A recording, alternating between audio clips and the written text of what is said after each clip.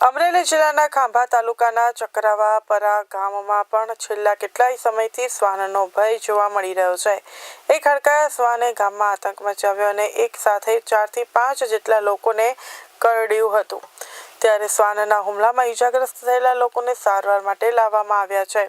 હુમલાનો ભોગ બનેલા લોકોમાં ઘરે રમતા 2 નિર્દોષ બાળકો તેમજ 2 મહિલાઓ સહિત કુલ 4 થી 5 વ્યક્તિઓનો સમાવેશ થાય છે। હડકાયા શ્વાનના આ આતંકને કારણે હાલ ચક્રાવાપરા ગામમાં ભયનો માહોલ ફેલાઈ ગયો છે। લોકો પોતાના બાળકોને ઘરની બહાર રમવા મોકલતા પણ ડરી ગયા છે। ત્યારે ગ્રામજનોની મુખ્ય માંગ છે કે આ હડકાયા શ્વાનને વહેલી તકે પકડીને યોગ્ય કાર્યવાહી કરવામાં આવે, જેથી અન્ય કોઈ વ્યક્તિને આ ભયંકર હુમલાનો ભોગ ન બને। આ મામલે પશુપાલન વિભાગ અને સ્થાનિક પંચાયત તંત્ર તાત્કાલિક પગલાં લે અને ગ્રામજનોને આ ભયમાંથી મુક્ત કરાવે તેવી અમારી અપીલ કરી છે। સવારમાં 10 વાગે કૂતરું આવ્યું છે ગામમાં અને મારી છોકરીને ને મારા ઘેરથી બાયુને ને કરડી ગયું છે। હું ખાંભા સરકારી દવાખાને આવ્યો છું। અંદાજે કેટલા જણા ગામમાં કરડ્યું છે? 4-5 જણાને કરડી ગયું છે। આપણી માંગ શું છે? આપણી માંગ એમ છે કે જેમ તેમ કરીને આ કૂતરુંને વહેલા તકે કાર્યવાહી કરો। ને મારો છોકરો ફળિયામાં રમતો હતો ને અચાનક કૂતરો આવ્યો એટલે એને 1-2 જગ્યાએ બસકા ભરી લીધા છે ને લગભગ અમારા ગામમાં અંદાજે 6-7 જણાને બસકા ભર્યા છે ને અત્યારે કૂતરાની શોધખોળ ચાલુ છે ગામમાં। અત્યારે તમે ક્યાં દવાખાને આવ્યા છો લઈને? અમે અત્યારે ખાંભા સરકારી હોસ્પિટલમાં આવ્યા છીએ। 108માં લાવ્યા છે છોકરાને। આપણી માંગ શું છે? માંગ તો બસ સાહેબ એ કે કૂતરો વહેલી તકે પકડાઈ જાય। ગાંધીનગર સિવિલ હોસ્પિટલમાં દિવાળી પછી દર્દીઓની સંખ્યામાં નોંધપાત્ર વધારો જોવા મળી રહ્યો છે। મિશ્ર ઋતુ અને વાતાવરણમાં થતા સતત ફેરફારોને કારણે ખાસ કરીને ડેન્ગ્યુ અને મેલેરિયાના કેસોમાં વધારો નોંધાઈ રહ્યો છે। તો દર્દીઓની વધતી ભીડ અને મચ્છરજન્ય રોગચાળાને અટકાવવા માટે શહેર મનપા દ્વારા હોસ્પિટલ પરિસરમાં ફોગિંગની કાર્યવાહી હાથ ધરવામાં આવી છે। મનપાના સ્વચ્છતા વિભાગે જણાવ્યા મુજબ મચ્છરોના ઉપદ્રવ ન વધે અને દર્દીઓને સ્વચ્છ અને સુરક્ષિત પર્યાવરણ મળી રહે તે માટે નિયમિત ફોગિંગ તથા એન્ટી લાર્વા ટ્રીટમેન્ટ ચાલુ રાખવામાં આવી છે। હોસ્પિટલમાં આવતા દર્દીઓએ પણ પોતાનું ખાસ ધ્યાન રાખવા તથા મચ્છરના કાટથી બચવા જરૂરી તકેદારીઓ અપનાવવાની અપીલ કરવામાં આવી છે। વડોદરા જિલ્લાના સાવલીમાં આંતરરાષ્ટ્રીય હિન્દુ પરિષદની સભાને કારણે ચર્ચામાં રહ્યો। આ સભામાં આંતરરાષ્ટ્રીય હિન્દુ પરિષદના નેતા પ્રવીણ તોગડિયાએ હિન્દુત્વના મુદ્દે મહત્વપૂર્ણ સંબોધન કર્યું અને હિન્દુઓની સંગઠિત થવા આહવાન કર્યું હતું। ગોઠલા ગામમાં આવેલા મહાકાળી માતાજીના મંદિર ખાતે આંતરરાષ્ટ્રીય હિન્દુ પરિષદની વિશાળ સભાનું આયોજન કરવામાં આવ્યું હતું। સભાને સંબોધતા પ્રવીણ તોગડિયાએ હિન્દુત્વ અને સંગઠનની વાત પર ભાર મૂક્યો। અયોધ્યામાં ભવ્ય રામ મંદિરનું નિર્માણ થયું છે, તેમાં હિન્દુઓનો મોટો હાથ છે। રામ મંદિર એ હિન્દુઓની સંગઠન શક્તિનું પ્રતીક છે। તાલુકાના હિન્દુઓએ એક થઈને મજબૂત બનવા માટે આહવાન કર્યું હતું। તો પ્રવીણ તોગડિયાના આ નિવેદન બાદ સાવલી તાલુકામાં રાજકીય ગરમાવો આવ્યો હતો। આજે ગોઠડા અને સાવલી બંને જગ્યાએ કાર્યકર્તા અને લોકોને એકઠા કરી ઠેક ઠેકાણે ને ગામડે ગામડે હનુમાન ચાલીસા ચાલે, સાથે લોકો સુખી થાય, હિન્દુઓ સુખી થાય એવું શિક્ષણ આપવાનું આ આંતરરાષ્ટ્રીય હિન્દુ પરિષદ, રાષ્ટ્રીય બજરંગ દળ, રાષ્ટ્રીય મહિલા પરિષદ ઓજસ્વીની દ્વારા હું અભિયાન ચલાવી રહ્યો છું। સાવલા સમલાયા રોડ પરથી લોકલ ક્રાઇમ બ્રાન્ચે ચાઇના દોરી ભરેલા ટેમ્પા સાથે એક આરોપીની ધરપકડ કરી છે। કરચિયા ગામ નજીકથી કુલ 2700 નંગ ચાઇના દોરીની રીલ કબજે કરવામાં આવી છે। પ્રતિબંધિત ચાઇના દોરીના વાહન સામે કરાયેલી આ મોટી કાર્યવાહી દરમિયાન એલસીબી દળે કુલ 12 લાખથી વધુનો મુદ્દામાલ જપ્ત કર્યો છે।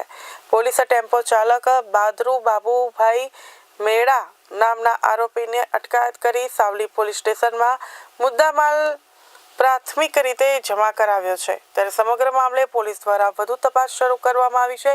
પ્રતિબંધિત ચાઇના દોરીના વેચાણ અને વપરાશથી થતી જાનહાનિ અટકાવવા માટે આ કાર્યવાહી મહત્વપૂર્ણ માનવામાં આવી રહી છે। ગુજરાત કોંગ્રેસે આગામી 2027ની વિધાનસભાની ચૂંટણીને ધ્યાનમાં રાખીને એક મોટી રણનીતિની જાહેરાત કરી છે. કોંગ્રેસે રાજ્યવ્યાપી 60 દિવસની જન આક્રોશ યાત્રાની જાહેરાત કરી છે, જે આગામી 21 નવેમ્બરથી શરૂ થશે. આ યાત્રા દ્વારા કોંગ્રેસે ગુજરાતને ભય, ભૂખ અને ભ્રષ્ટાચારના શાસનમાંથી મુક્ત કરાવવાનો સંકલ્પ લીધો છે. કોંગ્રેસ દ્વારા આ યાત્રાની વિગતવાર જાહેરાત કરવામાં આવી છે. તો કોંગ્રેસની આ જન આક્રોશ યાત્રાની શરૂઆત 21 નવેમ્બરના રોજ ઉત્તર ગુજરાતના ઢીમા ખાતેથી થશે. આ યાત્રા રાજ્યના 4 ઝોનમાં ભ્રમણ કરશે અને તેના પ્રથમ ફેઝનું સમાપન 3 નવેમ્બરે બેચરાજી મંદિર ખાતે થશે. આ પ્રથમ ફેઝમાં કોંગ્રેસના નેતાઓ 1100 કિલોમીટરનું ભ્રમણ કરશે અને લોકો સાથે સીધો સંપર્ક સાધશે. કોંગ્રેસે આ યાત્રા દરમિયાન મુખ્યત્વે ખેડૂતો અને યુવાનોના મુદ્દાઓ પર સરકાર સામે લડી લેવાના મૂડ વ્યક્ત કર્યો હતો અને ફિક્સ પે, કોન્ટ્રાક્ટ પ્રથા અને આઉટસોર્સિંગ પ્રથા નાબૂદ કરીને સમાન કામ સમાન વેતનનો અધિકાર આપવાનો વાયદો, ખાલી જગ્યાઓ પર કાયમી ભરતી દ્વારા રોજગાર સુનિશ્ચિત કરાવવા પર ભાર મૂક્યો હતો. તો ખોટી જમીન માપણી રદ કરાવી, ખેડૂતોના દેવા માફી અને યોગ્ય પાક વીમા યોજનાની માંગણીને વાચા આપવી. ગુજરાતને ભૂમાફિયા, ખનન માફિયા, શિક્ષણ માફિયા, મેડિકલ માફિયા અને ગુંડાઓની ચુંગાલમાંથી મુક્ત કરાવવાનો પણ સંકલ્પ કર્યો હતો. તો નાના વેપારીઓને જીએસટીની ઝંઝટમાંથી મુક્તિ, આદિવાસી પરિવારોને જળ, જંગલ, જમીનના અધિકારો અને શ્રમિકોને લઘુત્તમ વેતન સુનિશ્ચિત કરાવવા પર પ્રયાસો કરાશે. ત્યારે કોંગ્રેસના નેતાઓએ સ્પષ્ટ કર્યું છે કે જ્યાં સરકાર નહીં માને ત્યાં પરિવર્તનના સંકલ્પ સાથે પ્રયાસ કરાશે. ત્યારે 3 દાયકાના શાસન પછી અબજો રૂપિયાના બજેટના ખર્ચ પછી ગુજરાતના ખેડૂતોને શું મળ્યું, ગુજરાતના યુવાનોને શું મળ્યું, ગુજરાતની મહિલાઓ માટે શું થયું, ગુજરાતનો નાનો વેપારી હોય, કામદાર હોય, ખેત મજૂર હોય કે સામાન્ય વ્યક્તિ હોય, એને 3 દાયકાના શાસન પછી શું મળ્યું ને શું ના મળ્યું એના લેખાજોખા કરવાનો સમય છે. ત્યારે ગુજરાતના પ્રજાનો અવાજ આજે કોઈ સંભળાતો નથી. આજે સરકાર ના હોય ને અધિકારી રાજ હોય એવી સ્થિતિનું નિર્માણ છે. આ 3 દાયકાના શાસન પછી લોકોના સંવિધાનિક અધિકારો છીનવાતા હોય, એના હક માટેની લડાઈ એને લડવી પડતી હોય, એને ન્યાય મેળવવો હોય, એના અધિકાર મેળવવો હોય તો આંદોલનો કરવા પડે છે, ઉપવાસ કરવા પડે છે અને તેમ છતાં કોઈ સાંભળવા વાળું નથી. સરકારમાં ચારે બાજુ ભેદભાવ છે, ગેરવહીવટ છે, અન્યાય છે, ઉત્સવ અને તાઇફા પાછળ બજેટો વેડફાય છે અને ચારે તરફ ભ્રષ્ટાચાર છે. ત્યારે જનતાનો કોઈ અવાજ સંભળાતું ના હોય, જનતાના અધિકારો છીનવાતા હોય, જનતાની આશા અને અપેક્ષાઓ સંતોષાતી ના હોય, એના કારણે ચારે તરફ લોકો આજે તકલીફમાં છે, દર્દ અને પીડા અનુભવી રહ્યા છે. આજે અન્યાય, અત્યાચાર અને ભેદભાવનો ભોગ બની રહ્યા છે. એટલે ચારે તરફ લોકોમાં અસંતોષ અને આક્રોશ છે. ત્યારે લોકોનો અવાજને બુલંદ કરવા માટે, લોકોના જે પ્રશ્નો છે એને સાંભળી અને એનો અવાજ બનવા માટે, લોકોનો જે આક્રોશ છે, જે પીડા છે એને વાચા આપવા માટે પ્રદેશ કોંગ્રેસ સમિતિ દ્વારા સમગ્ર ગુજરાતમાં જન આક્રોશ યાત્રાની શરૂઆત કરવાનું નક્કી કરવામાં આવ્યું છે. કારણ કે હવે એમાં આગળ ઊંડા ઉતર્યા તો માત્ર દાહોદ જિલ્લાના 80 ગામડામાં આ પ્રકારનો ભ્રષ્ટાચાર થયો છે ને એ રકમ લગભગ 433 કરોડ સુધી પહોંચી છે. પણ એની તપાસની કોઈ કાર્યવાહી હજી સુધી સરકાર દ્વારા કરવામાં આવી નથી. નળ સે જલ યોજના આજે ગુજરાતમાં સદંતર નિષ્ફળ ગઈ છે. ગામે ગામ, ઘરે ઘરે પાણીના નળ મુકાઈ ગયા છે, પણ પાણી લઈ જવી પાઇપ જમીનમાં હોવી જોઈએ, જમીનમાં પાઇપ નથી, ટાંકીમાં પાણી મૂકવું પડ્યું નથી. એમાં ફક્ત મહીસાગર જિલ્લામાં 223 કરોડની રિકવરી કાઢવામાં આવી છે, જેમાંથી માત્ર 2 કરોડ જેટલી રકમ વસૂલ કરવામાં આવી છે. પણ સમગ્ર ગુજરાતમાં જો આ વસ્તુની તપાસ થાય તો આના 10,000 કરોડ કરતાં પણ મોટું કૌભાંડ આ નળ સે જલ યોજનામાં પણ આ સરકાર દ્વારા આચરવામાં આવ્યું છે. એટલે અમારી જે સૌરાષ્ટ્રની જે અમારી યાત્રા હતી એ કિસાન આક્રોશ યાત્રા. આ વખતની અમારી યાત્રા એક જન આક્રોશ યાત્રા અમે નામ આપ્યું છે. કારણ કે અમે આમાં માત્ર ખેડૂતોના નહીં પણ મધ્યમ વર્ગ હોય, ઉચ્ચ મધ્યમ વર્ગ હોય, રોજે રોજ કમાઈને ખાનારો માણસ હોય, શ્રમયોગી હોય, એવા તમામ લોકોના, નાના વેપારી, મોટા વેપારી હોય, તમામ લોકોના પ્રશ્નો ઉજાગર કરવા માટે અમે આ જન આક્રોશ યાત્રા કાઢીશું. રાજકોટની સિવિલ હોસ્પિટલ ફરી એકવાર ગંભીર વિવાદમાં સપડાઈ છે. દર્દીઓની સારવાર અને સેવા માટેનું આ ધામ હવે નશાખોરીનો અડ્ડો બની ગયું હોય તેવું લાગી રહ્યું છે.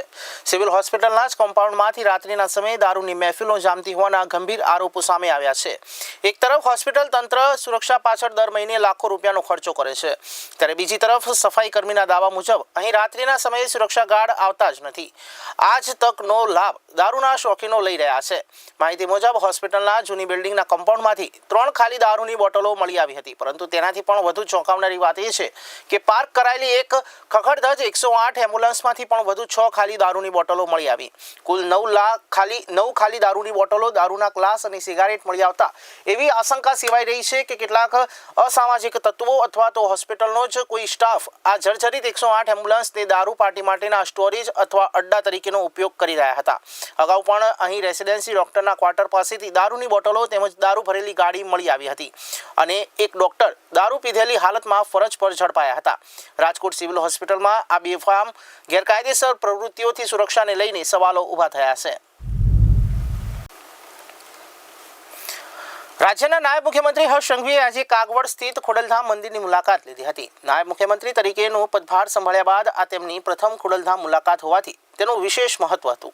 ખોડલધામ પરિસરમાં આગમન થતાં જ હર્ષ સંઘવીનું ગાર્ડ ઓફ ઓનર સાથે રાષ્ટ્રગાન અને શિસ્તબદ્ધ રીતે સ્વાગત કરાયું. મા ખોડલના દર્શન અને પૂજા અર્ચના કર્યા બાદ હર્ષ સંઘવીએ ખોડલધામના ચેરમેન નરેશ પટેલ અને ટ્રસ્ટી મંડળ સાથે બેઠક યોજી હતી. આ મુલાકાત બાદ પત્રકારો સાથેની વાતચીતમાં નાયબ મુખ્યમંત્રી હર્ષ સંઘવીએ જણાવ્યું હતું કે તેઓ મા ખોડલના ચરણોમાં રાજ્યના ખેડૂતો ભાઈ બહેનો માટે ખાસ પ્રાર્થના કરવા આવ્યા છે. તેમણે જણાવ્યું છે કે તાજેતરમાં રાજ્યમાં કમોસમી વરસાદના કારણે ખેડૂતોના પાકને જે ભારે નુકસાન થયું છે તેવામાં મા ખોડલ અને સૌને હિંમત આપે અને રાજ્યના સૌ નાગરિકોનું ભલું કરે તેવી મેં પ્રાર્થના કરી છે. તમને જણાવી દઈએ કે નાયબ મુખ્યમંત્રીની હાજરી હોવા છતાં સૌરાષ્ટ્રના પાટીદાર નેતા જયેશ રાદડિયા ગેરહાજર રહ્યા હતા. આજે મા ખોડલના દર્શન કરવાના, ચરણોમાં વંદન કરીને ગુજરાત રાજ્યના સમગ્ર ખેડૂત ભાઈ બહેનોને જે અચાનક કમોસમી વરસાદના કારણે જે પાકમાં ભારે નુકસાન આવ્યું અને સૌ ખેડૂતોને રાજ્ય સરકાર દ્વારા પેકેજ તો આપ્યું, પરંતુ મા ખોડલ પાસે ચરણોમાં વંદન કરીને પ્રાર્થના કરીને ફરી સૌ ખેડૂતોને હિંમત આપી અને સૌનું ભલું થાય, સૌની મનોકામનાઓ પૂરી થાય, રાજ્યના સૌ યુવાનોનું સપનું પૂરું થાય, રાજ્યના તમામ નાગરિકોના સપના પૂરા થાય તેની ખાસ માના ચરણોમાં વંદન કરીને પ્રાર્થના કરી છે. મા ખોડલનું ધામ જ્યાં રાષ્ટ્રશક્તિ અને ધર્મશક્તિ બેઉ એક સાથે, ધર્મશક્તિના આ ધામમાં રાષ્ટ્રશક્તિ બી એટલી જ મહત્વની છે. પરિસરની શરૂઆતમાં જ તિરંગો લહેરાય અને આટલો ઊંચો આપણો ધર્મશક્તિનો જે ધ્વજ છે એ લહેરાય છે. રાષ્ટ્રશક્તિને વંદન કરીને ધર્મશક્તિના વંદન ખાતે અહીંયા પધારેલો હું સૌ આગેવાનોને, ખાસ કરીને નરેશભાઈ પટેલ અને એમની આખી ટીમને અભિનંદન આપું છું. સમાજના સામાજિક વિષયો હું જાણી રહ્યો હતો કે વૈદિક લગ્ન માટે જે પ્રયાસો ચાલુ કરવામાં આવ્યા છે, મધ્યમ વર્ગ અને સામાન્ય પરિવારો માટે આ એક ખૂબ મોટું કાર્ય અહીંયા ચાલુ કરવામાં આવ્યું છે અને ખૂબ જ ટૂંકા ગાળામાં 100થી વધારે લગ્નો અહીંયા થઈ ચૂક્યા છે વૈદિક પદ્ધતિથી. આનાથી સમાજમાં દેખાદેખીના કારણે જે ખર્ચ છે અને સામાન્ય પરિવાર જે ખર્ચમાં ડૂબતો હોય છે એને એમાંથી બહાર નીકળવાનું ઉત્તમ કાર્ય કરવામાં આવ્યું છે. તેથી હું સૌ ટ્રસ્ટી મંડળોને અહીંયા અભિનંદન અને આભાર માનવા ખાસ તો આવ્યો છું. સાહેબ, ખાસ ગુજરાતની એટીએસનું એક મહત્વની કામગીરી રહી છે. આતંકવાદીઓનો મનસૂબો નાકામ કર્યો. હું હમણાં ધર્મના સ્થાન પર ઊભો છું. અહીંયાથી કોઈ બી પ્રકારની ધર્મ સિવાયની વાત હું આજે નહીં કરવા માંગીશ.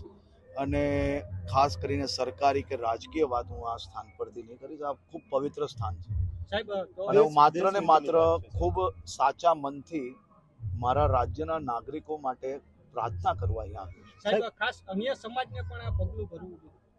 તમામ સમાજોએ અલગ અલગ સામાજિક કામો હાથ ધરવા જ જોઈએ. અલગ અલગ સમાજો બી કરતા જ હોય છે, પરંતુ આ જે પદ્ધતિ આજના સમયની જે માંગ છે એ ખૂબ ઉત્તમ શરૂઆત છે અને મારા દિલને લાગેલી આ વાત છે, એટલે હું આભાર માનવા અને અભિનંદન આપવા ખાસ આવ્યો છું. Thank you. અમદાવાદના હૃદય સમાન સાબરમતી રિવરફ્રન્ટની રોનકમાં વધુ એક વધારો થયો છે. અમદાવાદ મ્યુનિસિપલ કોર્પોરેશને શહેરના પશ્ચિમ ભાગમાં 1 કિલોમીટર લાંબુ અત્યંત આકર્ષક લિનિયર ગાર્ડન તૈયાર કર્યો છે, જે નવા વર્ષે શહેરવાસીઓ માટે ખુલ્લો મૂકવામાં આવશે. અમદાવાદ મ્યુનિસિપલ કોર્પોરેશને 12 કરોડના ખર્ચે એલિસ બ્રિજ અને નહેરુ બ્રિજની વચ્ચે આ લિનિયર ગાર્ડનને તૈયાર કર્યો છે. આ બગીચો માત્ર હરવા ફરવાનું સ્થળ નથી, પરંતુ તે અમદાવાદના સમૃદ્ધ ઇતિહાસને જાળવવાની સાથે શહેરની વિકાસ યાત્રાની ઝલક પણ રજૂ કરે છે. અહીં આવનાર લોકોને મનોરંજનની સાથે શહેર વિશેની સંપૂર્ણ માહિતી પણ મળશે. લિનિયર ગાર્ડન રૂપિયા 12 કરોડનો ખર્ચ કર્યો છે, ત્યારે રિવરફ્રન્ટ પર બનેલા લિનિયર ગાર્ડનને લઈને અમદાવાદવાસીઓને ખૂબ ઉત્સાહ છે. જોકે આ ગાર્ડન પીપીપી મોડેલ પર વિકસાવવામાં આવ્યો છે. તેમાં અમે વરિષ્ઠ નાગરિકો માટે ખાસ બેઠક વ્યવસ્થા તેમજ બાળકોના રમવા માટેની અત્યાધુનિક સુવિધાઓ પણ આપી છે. નવા વર્ષની શરૂઆતમાં જ તેને શહેરવાસીઓ માટે ખુલ્લો મૂકવા જઈ રહ્યા છીએ. આ ગાર્ડન રિવરફ્રન્ટની મુલાકાત લેનારાઓનું આનંદમાં વૃદ્ધિ થશે. ત્યારે આમ અમદાવાદને ગિફ્ટમાં મળી રહેલો આ લિનિયર ગાર્ડન માત્ર એક બગીચો નહીં, પણ શહેરના વિકાસ અને મનોરંજનનું એક નવું કેન્દ્ર બનશે. અમદાવાદ ઈસ્ટ સાઇડની અંદર પીપીપી મોડેલ પર લિનિયર ગાર્ડન તૈયાર કરવામાં આવ્યો છે, જેની લંબાઈ લગભગ 1.25 કિલોમીટર છે. એમાં અલગ અલગ પ્રકારના આપણા પ્રાચીન આપણે વાત કરીએ કે હેરિટેજ વસ્તુઓ અંદર પ્રતિકૃતિ રૂપે મૂકવામાં આવશે, જેમાં આપણા ચલણી સિક્કા છે. તદુપરાંત ત્યાં આગળ સિનિયર સિટીઝનો, લેન્ડસ્કેપિંગ, બેન્ચીસ, આવી બધી અલગ અલગ વસ્તુઓ ત્યાં આગળ ડેકોરેટિવ કરવામાં આવી છે. પાટણ જિલ્લાના સમી ખાતે યુજીવીસીએલના જુનિયર એન્જિનિયરને 50,000ની લાંચ લેતા રંગે હાથ ઝડપી પાડવામાં આવ્યા હતા. સમી પેટા વિભાગની યુજીવીસીએલ કચેરીએ એસીબીની ટીમે ટ્રેપ ગોઠવીને વર્ગ 2ના અધિકારીને ભ્રષ્ટાચારના આરોપસર પકડી પાડ્યા. આરોપી અધિકારી ચિંતન પટેલે, જેઓ યુજીવીસીએલ સમી પેટા વિભાગમાં જુનિયર એન્જિનિયર તરીકે ફરજ પર હતા, તે સમયે ફરિયાદીએ પોતાના ખેતરમાં વીજ જોડાણ મેળવવા માટે અરજી કરી હતી. જોકે આ વીજ જોડાણ કરી આપવાના અવેજમાં આરોપી જુનિયર એન્જિનિયર ચિંતન પટેલે ફરિયાદ પાસેથી 50,000ની લાંચની માંગણી કરી હતી. જોકે ફરિયાદી આ ગેરકાયદેસર લાંચની રકમ આપવા માંગતા ન હોવાથી તેમણે પાટણ એસીબીનો સંપર્ક કર્યો. એસીબી દ્વારા યુજીવીસીએલની સમી કચેરી ખાતે લાંચનું છટકું ગોઠવવામાં આવ્યું હતું. આ ટ્રેપ દરમિયાન આરોપી ચિંતન પટેલે ફરિયાદી સાથે હેતુલક્ષી વાતચીત કરીને 50,000ની લાંચની રકમ સ્વીકારતા જ એસીબીની ટીમે તેમને રંગે હાથ ઝડપી પાડ્યા. લાંચની આ રકમ સ્થળ પરથી જ રિકવર કરવામાં આવી હતી. એક જાગૃત નાગરિકની હિંમતને કારણે ભ્રષ્ટાચારી અધિકારીઓ પકડાયો હતો. ત્યારે એસીબી દ્વારા આરોપી વિરુદ્ધ કાયદેસરની કાર્યવાહી હાથ ધરાઈ છે. દેશના લોહ પુરુષ સરદાર વલ્લભભાઈ પટેલની 150મી જન્મજયંતિની ઉજવણીના ભાગરૂપે આણંદ જિલ્લામાં સરદાર @150 એકતા પદયાત્રાનું આયોજન કરાયું. સોજિત્રા વિધાનસભા વિસ્તારમાં યોજાયેલી આ પદયાત્રામાં જનસમૂહમાં ઉમટી પડ્યા હતા. જોકે સોજિત્રામાં આ નિમિત્તે એકતાનો સંદેશ ફેલાવવા માટે ભવ્ય પદયાત્રાનું આયોજન કરાયું. આ પદયાત્રાનો પ્રારંભ તારાપુર નગરપાલિકા પરથી થયો હતો. સાંસદ મિતેશ પટેલ અને ધારાસભ્ય વિપુલ પટેલ સહિતના મહાનુભાવોએ સરદાર પટેલની પ્રતિમાને ભાવાંજલિ આપીને આ યાત્રાને ફ્લેગ ઓફ કરી હતી. આ અવસરે સૌએ સ્વદેશી અપનાવવાનો શપથ પણ લીધો હતો. પદયાત્રાનો સમાપન પલોલના સ્વામિનારાયણ ગુરુકુળ રોડ ખાતે કરાયો હતો. જોકે આ પ્રસંગે ઉપસ્થિત જનમેદની સંબોધતા સાંસદ મિતેશ પટેલે એક મોટી જાહેરાત કરી. સરદાર પટેલના એકતા અને અખંડિતતાના સંદેશને જન જન સુધી પહોંચાડવા માટે આગામી 26 નવેમ્બરના રોજ કરમસદથી કેવડિયા સુધી રાષ્ટ્રીય એકતા પદયાત્રાનું આયોજન કરવામાં આવશે. કાર્યક્રમના અંતે સરદાર પટેલ વિષયક સ્પર્ધાઓમાં ઉત્તમ પ્રદર્શન કરનાર વિદ્યાર્થીઓને પારિતોષિક આપવામાં આવ્યા હતા અને મહાન અનુભવોએ સરદાર સ્મૃતિવનમાં વૃક્ષારોપણ પણ કર્યું હતું. આ આયોજનમાં વહીવટી અધિકારીઓ સહિત મોટી સંખ્યામાં લોકો જોડાયા હતા. આજરોજ સોજિત્રા વિધાનસભામાં સરદાર સાહેબ વલ્લભભાઈ પટેલની પદયાત્રા જે આપણા જિલ્લામાં દરેક વિધાનસભામાં થઈ રહી છે, આજે શરૂઆત થઈ રહી છે. 1875 31 ઓક્ટોબરના રોજ સરદાર સાહેબનો જન્મ થયો હતો. કરમસદ એમની કર્મભૂમિ છે. આણંદ જિલ્લામાં સરદાર સાહેબને સૌ આપણે જાણીએ છીએ અને પૂરા ભારત દેશમાં દરેક સમાજને એક સાથે એક તાંતને બાંધી 562 રજવાડાને જેમણે 18 મહિનામાં એકત્રિત કરીને દેશને જે આઝાદી અપાવી હતી, સૌ કોઈ એમને યાદ કરીએ છીએ. 150મી જન્મ જયંતિ નિમિત્તે આજે પદયાત્રા સોજીતા મત વિસ્તારમાં તારાપુરથી શરૂ થઈ રહી છે. પૂરા ભારત દેશમાં દરેક વિધાનસભામાં આ રીતની પદયાત્રા થઈ રહી છે. સરદાર સાહેબે જે રીતે દેશને એકતા અખંડતા માટે જે કામ કર્યું હતું, આવતી પેઢીને આ સંદેશો જાય, દેશમાં સ્વદેશી વસ્તુઓ અપનાવીએ, આ સંદેશો જાય અને દેશ એક વિકસિત ભારત બને, એક ભારત શ્રેષ્ઠ ભારત બને, એ રીતના પ્રયત્ન જ્યારે આદરણીય પ્રધાનમંત્રી નરેન્દ્રભાઈ મોદી સાહેબ કહી રહ્યા છે, ત્યારે સૌને હું વિનંતી કરું કે આ પદયાત્રામાં આપણે સૌ જોડાઈ એકતા અખંડતા માટે કામ કરીએ. રાજકોટની સિવિલ હોસ્પિટલમાંથી ખાલી દારૂની બોટલો મળી આવનાર ગંભીર મામલે અંતે હોસ્પિટલ તંત્ર હરકતમાં આવ્યું. હોસ્પિટલ દ્વારા આ સમગ્ર મામલે તપાસના આદેશ આપવામાં આવ્યા છે અને જવાબદારો સામે કડક પગલાં લેવાની ખાતરી આપવામાં આવી છે. રાજકોટ સિવિલ હોસ્પિટલમાં દારૂની બોટલો મળી આવતા હોસ્પિટલની સુરક્ષા વ્યવસ્થા પર અનેક સવાલો ઊભા થયા છે. હોસ્પિટલ સિક્યુરિટી પાછળ દર મહિને લાખો રૂપિયાનો ખર્ચ છે, ત્યારે કમ્પાઉન્ડમાંથી દારૂની ખાલી બોટલો મળી આવતા હોસ્પિટલની સુરક્ષા વ્યવસ્થાની ગંભીર બેદરકારી સામે આવ્યા હતા. આ સમગ્ર મામલે હોસ્પિટલના વરિષ્ઠ ડોક્ટરે પોતાનું નિવેદન આપતા કહ્યું હતું કે આ ઘટનાની ગંભીરતા લઈ સંપૂર્ણ તપાસ કરાશે. આ માટે તપાસ કમિટીની નિમણૂક કરીશું, ત્યારે તપાસમાં જે પણ જવાબદાર જણાશે તેની સામે સખત પગલાં લેવાશે. જો અમારા હોસ્પિટલના સ્ટાફ દ્વારા અહીં દારૂની પાર્ટી માણવામાં આવતી હશે તો તેમના વિરુદ્ધ પણ કડક ખાતાકીય પગલાં લેવાશે અને કાયદેસરની કાર્યવાહી હાથ ધરાશે. જોકે તંત્ર દ્વારા તપાસ કમિટીની નિમણૂક અને પગલાં લેવાની ખાતરી આપવામાં આવી છે. એ જે બાબત ખબર પડી છે કે આવી બાબત થયું છે, ખાલી બોટલો મળી છે, એમાં જે રીતે આપ લોકો બતાવ્યા છો, એમાં છે ને જાંચ કમિટી પણ છે અને એ કમિટી તપાસ કરશે કે ક્યાંથી આવ્યું, કોણ લાવે છે, કોણ સામેલ છે, એ બધા વિષયમાં છે તપાસ કમિટી જે નક્કી કરશે, પછી ઉપલા અધિકારી એને ઉપર કાર્યવાહી કરવાની આવશે. બહુ જ ગંભીર બાબત. જે ચીજ વસ્તુ પ્રતિબંધિત છે, જે ઉપયોગમાં નહીં લઈ શકાય, એ બધી વસ્તુઓ અહીંયા કોઈ ખાલી ફેંક જતા હોય, જે રીતે આવતા હોય, એ તો બધું તપાસ થાય તો પછી નક્કી કરવામાં આવશે કે કઈ રીતે એને કરવામાં આવે. કેટલા લોકો સિવિલ હોસ્પિટલમાં આવતા હોય છે દરરોજ? ઓપીડી 3 થી 4 હજારનો વચ્ચે હોતા હોય, એના સાથે સગા આવતા હોય, એક બે આવતા હોય, તો માનો ને 8-10 હજાર લોક તો આવતા જ હોય એવરેજ. આ બાબતને સિવિલ હોસ્પિટલ કેટલી ગંભીરતાથી લે છે? નહીં, બહુ જ ગંભીર બાબત છે. એમાં અમારા જે અધિકારીઓ, ઉપલા અધિકારીઓ, બધી જે આજે રવિવાર છે, આજે ઓફિસ બંધ છે, એ બધું કાર્યવાહી ચાલુ થઈ જશે.